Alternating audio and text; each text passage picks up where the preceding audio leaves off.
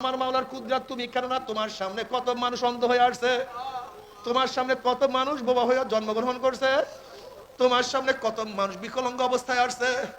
কত মানুষের হার্ট ছিদ্র,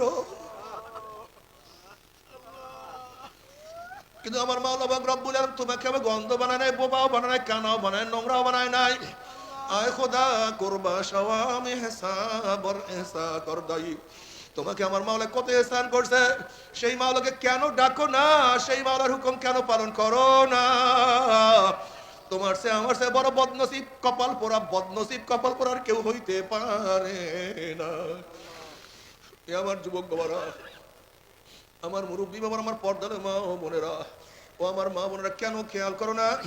আজকে যদি স্বামী স্ত্রীর সাথে বারবার বিয়াকুবি করে স্ত্রী ঘরে চলিয়া যায়, যদি স্বামী স্ত্রীর সাথে বারবার খারাপ ব্যবহার করে স্ত্রী চলিয়া যায়,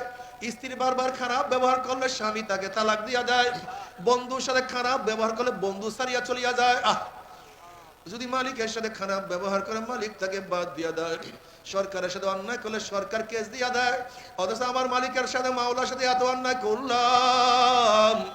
আমার মাওলা তো তোমাকে আমাকে অন্ধ বানায় নাই, বোবা বানায় নাই, খোরা বানায় নাই, আমার মাওলা তোমাকে আমাকে ভাগাইয়া দেয় নাই,